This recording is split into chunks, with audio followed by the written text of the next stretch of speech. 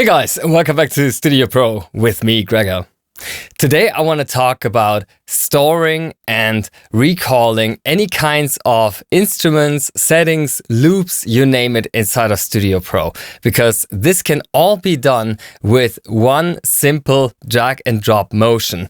From left to the right, we'll save something, and from right to the left, we'll recall something. It doesn't matter what kind of channel or track it is, it will always work. And this is by far the most powerful and intuitive way to load and save anything inside of this powerful DAW. Let's take a look. So right here, I have a drum recording that I've done recently, and I'm pretty happy with the sound. So was the client, and this is what it sounds like.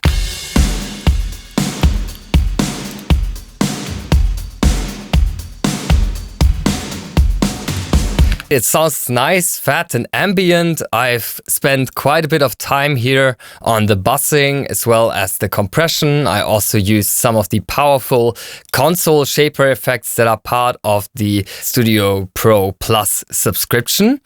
And yeah, now I have all of these settings ready to go. I have the inputs assigned from the microphone still, and I would like to save and recall this exact drum kit, just like it is for the next session with the client, so I don't have to make them wait for me. And I want to just take a moment here to remind you how this used to be in the past. So in the past, not too long ago, not many years ago actually, we had to go channel by channel and save each of these effect chains separately with a click on the insert chain and then store as effects chain. Can you believe it? Instead of all of that, we can now simply drag this entire folder to the right into the Instruments or Effects browser section, and this will save the entire channel structure, all of the used inserts, send effects, and even console shaper plugins, all of these side inputs, everything just like it was. So let's try that together. So we just take this drum folder here at the very top and then just drag that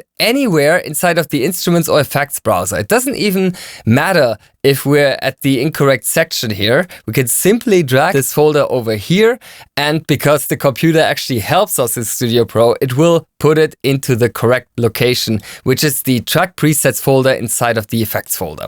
So if I now go into an entirely different session, this is a completely new session, nothing has happened here so far, I can simply navigate to the effects here and then open up the track presets with a double click and then just search for the name of that folder that I dragged to the right, which was Drums Rock. And now as I drag this from right to left to recall, you'll see that this recalls all of the channel settings, the entire folder structure, as well as all of the used inserts, send, and even mix effects, the console shapers that I told you about. Absolutely incredible. What's also great is that it even remembered the input assignments, as you can see. And if you're using a Fender interface, such as the Quantum HD8, for example, then the microphone input gains will be recalled with that preset as well, which is potentially important, for example, when you're using a compressor and you want to make sure that the threshold gets hit at the exact same point as in the last recording. And that's all fair and good, but now you might say, Gregor, this is cool for recalling track and channel settings, but clearly the event regions weren't recalled there. So what gives? Well, these can be saved in just the same way. So instead of the track, you just select the event regions instead. And not only will that recall all of the settings, all of the used presets and plugins, but also it will render a preview loop for you to audition to see if this melody or harmony or drum loop or whatever you have going on is actually fitting in your current production. Let's check it out. So here I have a bunch of MIDI instruments, virtual instruments, using the Impact and an 808 sample for sample 1 here. That's what it sounds like.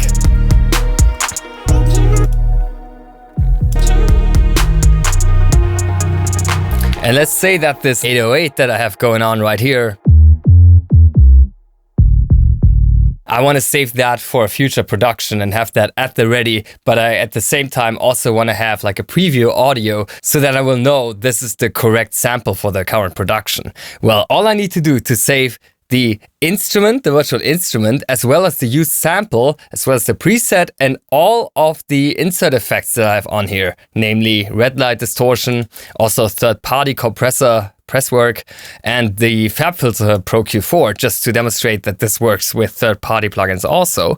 I just drag one or multiple of these regions into the files browser to any location where I want to store it. So in my case, I have my desktop selected right here, and then you can just drag it here, and this will export the used sound together with a preview audio.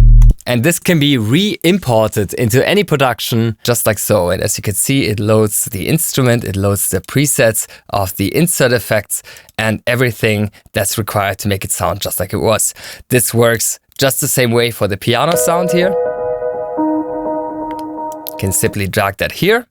This will render a so-called music loop, which is a super flexible preset format with the MIDI and audio loop information still inside. You can very simply re-import that into any production. It's completely non-destructive. If you're working with audio loops,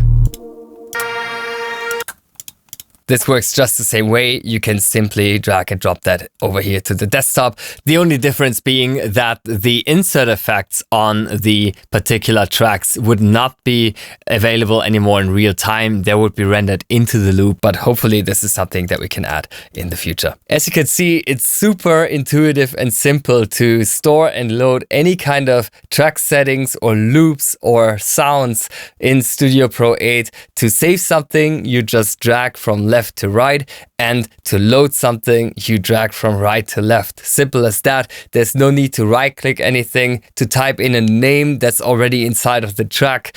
All of that is redundant work and a thing of the past. Thank you for watching.